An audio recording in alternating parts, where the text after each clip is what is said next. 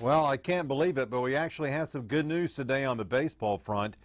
As word broke early in the afternoon that Rob Manfred, the Commissioner of Baseball, and Tony Clark, the Executive Director of the Players Association, have met face-to-face in Arizona.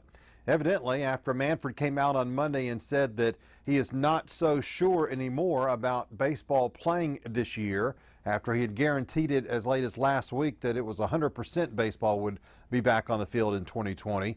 Manfred got just shoveled on social media and in the media, and I think he heard the outcry from the fans and from the players who were blaming him for the disaster that was happening in Major League Baseball. So you got to give the man credit. He evidently picked up the phone, called Tony Clark, and said, "I'm coming to Phoenix.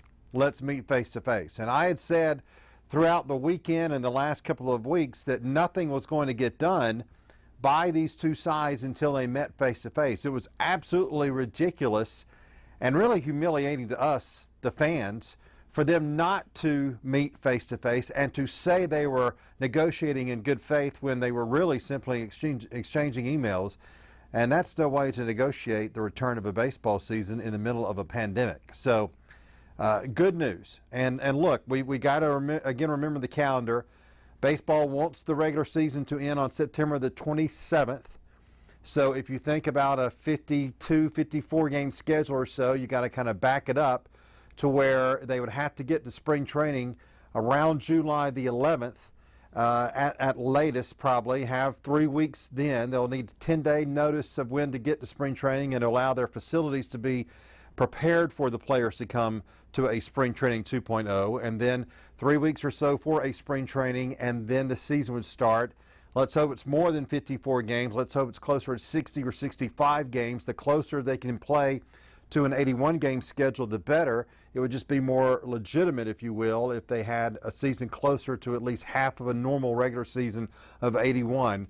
So if this progress is being made with these two sides meeting face-to-face today and in the next couple of days, let's hope that, let's say, what would happen if they could agree to everything by the end of the weekend and they could know this coming Monday on June the 22nd, all right, you've got 10 days to get to spring training, and then we'll have 3 weeks of spring training, and then the season would start. That might afford enough for at least 60 to 65 games, and again, I think people would feel much better about the situation and think that it could be somewhat of a more legitimate year.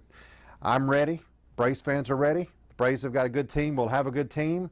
We just got to get them to sign the agreement and get back on that field.